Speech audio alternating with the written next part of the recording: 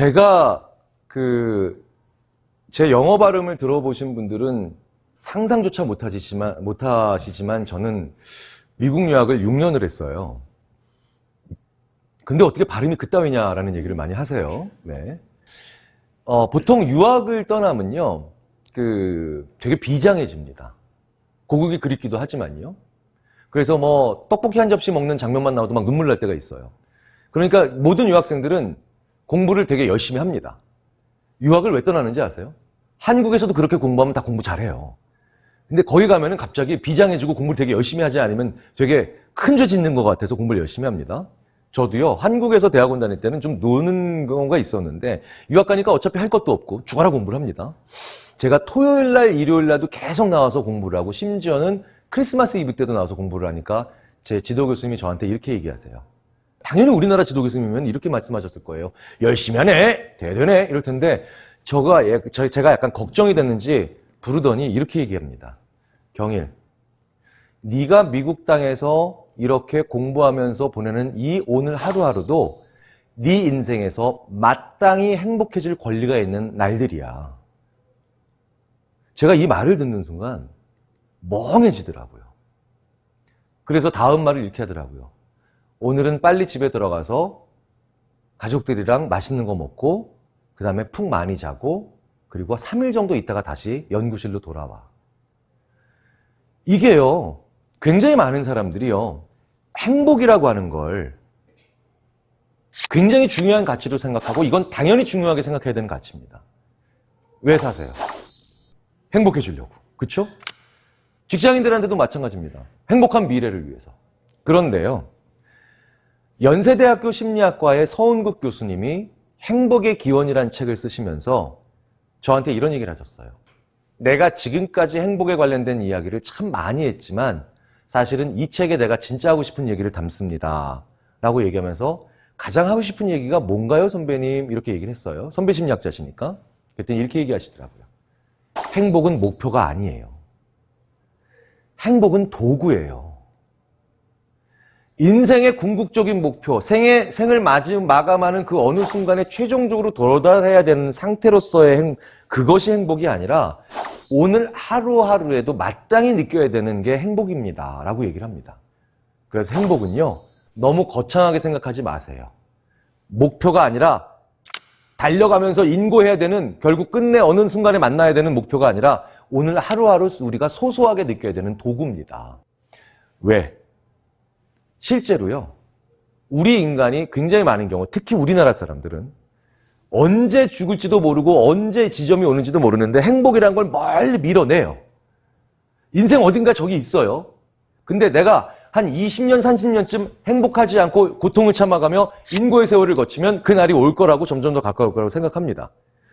서은국 교수님은 그 이야기가 너무나도 어리석은 생각이라고 하는 얘기를 하는 거고, 제 지도교수였던 아트 마크맨 교수도 제 착각을 바로 잡은 거예요. 물론 오늘 쾌락적으로 사시라는 얘기는 아니죠. 하지만 먼 미래에 설정해 놓지도 않은 뜬구름 잡는 행복을 위해서 오늘 하루를 지나치게 고통스럽게 살아가고 오늘 하루를 마치 인고의 세월인 것처럼 살아가면 먼 훗날에 행복해질 수 있다라고 하는 것은 명백한 착각이라는 얘기는 제가 분명히 해드리고 싶은 이야기입니다. 실제로요, 큰 행복보다는 작은 행복의 여러 번이 훨씬 중요하고 더 중요한 건 사람을 길게 생존하게 만들어요. 우리가 왜 사냐? 자, 좀 동물적으로 표현하자면요, 내가 오래 살아남아야 내 후손도 오래 삶고 우리 인간이라는 종이 지구에서 멸종하지 않겠죠. 조금 동물스러운 의미지만 그래도 어쨌든 내 생존이 길어지는 게 결국은 우리 종에도 기여하는 겁니다. 그러니까 나의 생명을 연장시키고 길게 만드는 건 결국은 크게 보면 우리 종에, 인간이라고 하는 전체 인류에도 도움이 되는 거예요.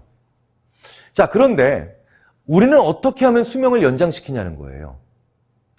정말 감동적인 행복을 짠 한번 겪게 되면 그러면 행복해 진짜로 오래 살까?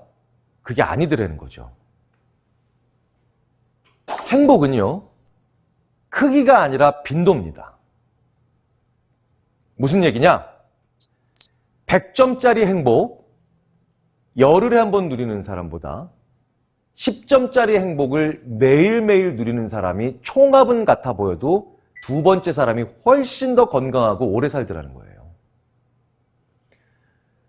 실제로 어차피 행복의 총량은 0에 수렴합니다. 뭐냐? 쭉 날들이 지나다니죠? 그러면요, 좋았던 날도 있고 우울했던 날도 있고 꽤 괜찮은 날도 있고 그 다음에 좋았던 날도 있고 안 좋은 날도 쭉 있으니까 이거 쭉 하면 결국 0에 수렴하죠. 대부분의 사람들이요, 거의 예외 없이, 이 자리에 계신 한 분 한 분도 예외 없이 사실은 기분으로서의 행복은 장기적으로는 0에 수렴합니다. 들쑥날쑥하니까요. 이게 365일 즐거우면 그걸 조증 환자라 그래요.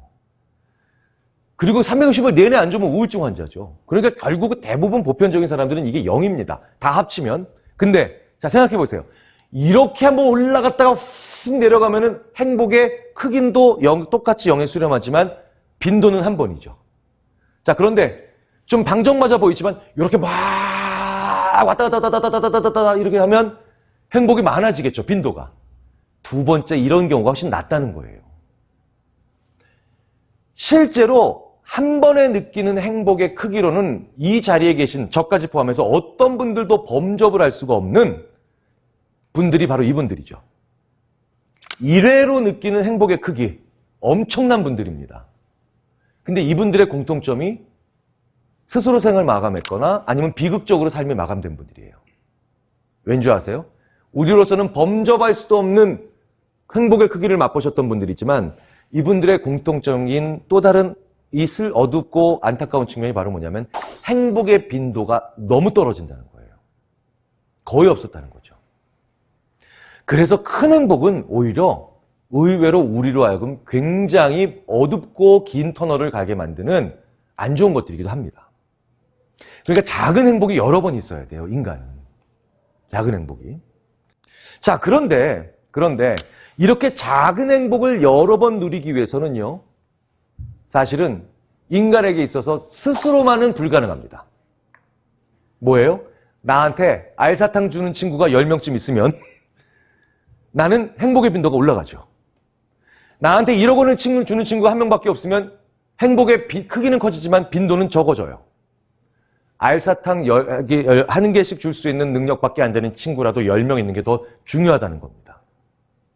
그런데 이 행복에 관련된 연구를 하다가 이렇게 관계가 중요하구나. 나한테 큰 거를 주는 게 아니라 작은 거를 기꺼이 줄 수 있는 친구들이나 주위의 관계가 그렇게 중요하구나라는 것을 저희들이 연구하다가 깜짝 놀랄 만한 게 행복과 창의적인 게 연결이 되더라고요.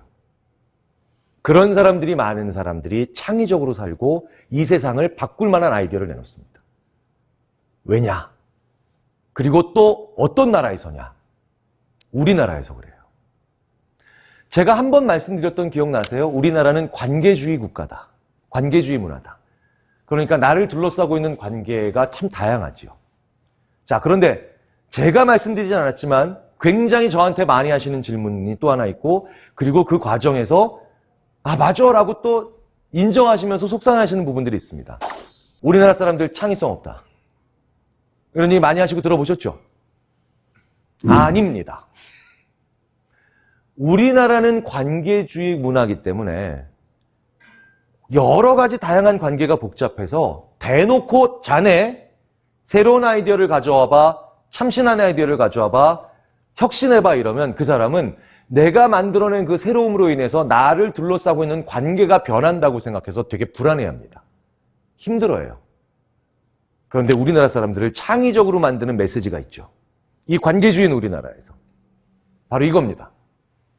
장기나 오목이나 바둑 두셔보신 적 있으신 분은 다 아실 거예요. 내가 둘 때는 좋은 수가 절대 생각이 안 납니다. 그런데 신의 한 수가 진짜 잘 생각날 때가 있어요. 언젠가요? 훈수 둘 때예요. 훈수 둘 때. 훈수가 뭔가요? 내가 두는 게 아니죠. 내 친구가 두고 있는 거예요. 근데 내가 쑥 지나가다가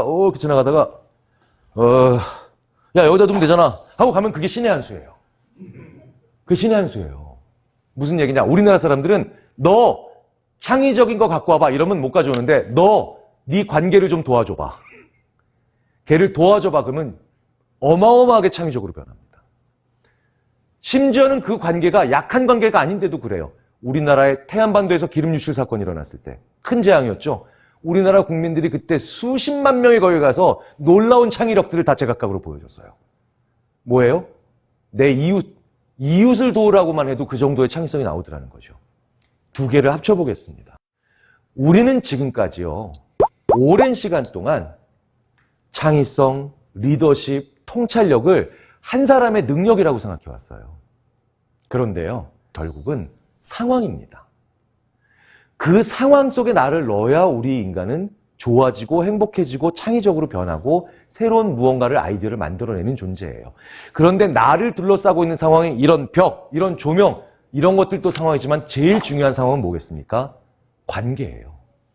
그런데 그 관계 속에서요, 나를 우연하게 도울 수 있는, 나에게 작은 것 하나를 줄 수 있는 데는 유일하게 좋은 가장 나의 강력한, 그러면서도 근본적인 나의 역량은 이타성입니다. 내가 좀 더 손해를 봐주고 그 사람을 도와주는 거예요. 그런데 내가 이타성을 가지고 그 사람들을 도와주면 나는 지금 손해를 보고 있잖아요. 손해를 보고 있지만 결국 나를 둘러싸고 있는 그 관계에 있는 사람들은 나한테 사소한 하나를 줍니다. 그러면서 나의 행복의 빈도를 높여줘요. 또 중요한 건 내가 어떤 새로운 아이디어를 내고 있지 못할 때 우연하게 나한테 한마디 훈수를 두고 갑니다. 그 사람들한테는 큰 게 아니죠. 하지만 나에게는 행복의 빈도를 높여주고 더 나아가서 나로 하여금 막혔던 데를 뚫게 해주는 행복과 그 다음에 창이라고 하는 두 마리의 토끼를 모두 잡게 해주는 것, 그게 바로 우리의 이타성이더라는 거죠. 세상은 경쟁이고 정글이라고 보통 말씀하세요. 하지만 수많은 인류의 역사를 전공한 사람들은요, 저희 심리학자들에게 이렇게 말하라고 당부합니다. 심리학자들아, 우리가 인간의 역사를 8만 년 동안 연구했는데 이 세상은 검투사가 승리한 세상이 아니야. 검투사는 굉장히 강하지만 결국은 그 검투사는 다음날 또 다른 더 강한 검투사에 의해서 반드시 죽임을 당해. 진짜 후손을 많이 남긴, 정말 결국은 살아남은 최고의 강자들은 그 검투사에게 박수를 쳐준 그 원형 경기장에 힘이 없는 사람들이야. 그리고 그 중에서도 가장 힘이 없어 보이지만 많이 자손을 살아남긴 한 사람들은 결국은 이타적인 사람이다. 이기적인 사람에게는 절대 두 번째 기회를 주지 않아. 그런데 우리 문명은, 인간 세계는 결국은 두 번째, 세 번째인 사람에게도 기회를 주는 경우가 이타적인 사람이야. 인간의 지적 능력은요, 묘하게도요, 이 이타성을 잘 발휘해서 관계를 만들어 놓고 내가 조금 손해보더라도 그 관계로 하여금 나에게 장기적으로 조그만 것을 조금씩 주고 그 다음에 나한테 우연한 훈수를 주는 사람들을 더 통찰력 있게 만드는 아주 절묘한 구조로 진화를 해왔습니다. 그래서 인간의 리더십, 통찰력, 지혜, 상황입니다. 그리고 그 상황의 가장 큰 본질은 관계고요. 그 관계 속에서 그 사람들을 나의 경쟁자나 아니면 적이라기보다는 나를 많이 도와줄 수 있는 나의 좋은 상황이라고 한번 생각해 보시면 사실은 어쩌다 직장인, 이 여기에 있는 수많은 내용들을 훨씬 더 잘 하나의 봉지에 담아서 꾸려서 가져가실 수 있지 않을까라는 생각이 듭니다. 저 이제 마치겠습니다. 감사합니다.